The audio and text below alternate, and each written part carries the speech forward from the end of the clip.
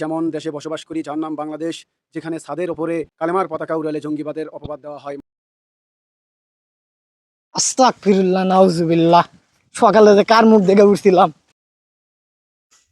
লা হাওলা কুওয়াতা ইল্লা বিল্লাহি আল আজিম। সকাল ভাই না তুই আমার সামনে কি জন্য বসতু? তুই কি জন্য বসু? এই সেভেন আপ, এ আপা, এই সেভেন আপ, এ আপা, এই সেভেন এ আপ, আপা, সেভেন আপ, সেভেন আপ। দূর জঙ্গি। 3 দিন আগেই 6 মাস জেল খেটাইলো। শোনো বাবা, ধ্যাৎ, ই তো জঙ্গি, আর কথা কি শুনবো?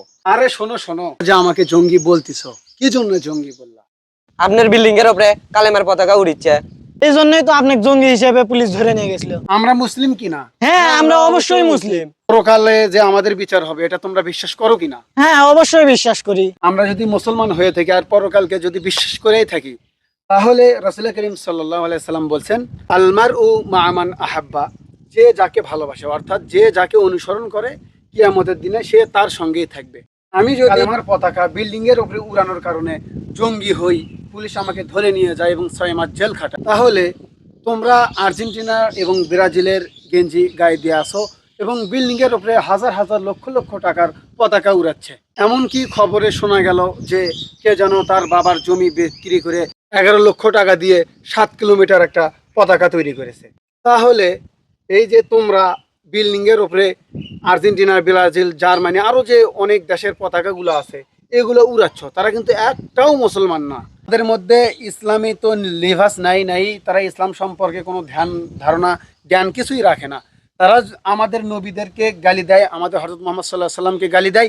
এমনকি রাসূল করিম সাল্লাল্লাহু আলাইহি সাল্লামের হাদিস মানা তো দূরের কথা, কোরআন শরীফকে তারা ছিঁড়ে টয়লেট পেপার হিসেবে ব্যবহার করে। এটা কি আমাদের মেনে নেওয়ার কথা, মানার কথা? তোমরা কি মানতে পারবা কোরআন শরীফকে এরকম করে অপমান করা?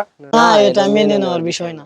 তাহলে মুসলিম দেশে আমি যদি কালেমার পতাকা বিল্ডিং এর উপরে উড়ানোর কারণে জঙ্গি হই এবং 6 মাস জেলে থাকি, সে হিসেব করলে দেখা যায় যে তোমরা শুধু বিল্ডিং এর উপরেই উড়ায় নাই, তোমরা তাদের পোশাক পরিধান করে মারামারি পর্যন্ত লাগতেছ। তাহলে তোমাদেরকে তো 6 মাস না, সারা জীবন জেলখানায় ভরে রাখা দরকার। এখন ভেবে দেখো, তোমরা মুসলিমের পরিচয় দেবা নাকি ইহুদি খ্রিস্টানের দালাল হয়ে থাকবা? আসসালামু আলাইকুম। আরে হুজুর তো ঠিক আছে। আরে হ্যাঁ, আমরা 95% মুসলমানের দেশে থাকে, আমরা খ্রিস্টান নাসারাদের সাপোর্ট করতেছি। তাহলে তো ওদের সাথে আমাদের কিয়ামতের দিনে জাহান্নামে যেতে হবে। খোল তোর মত মাঝ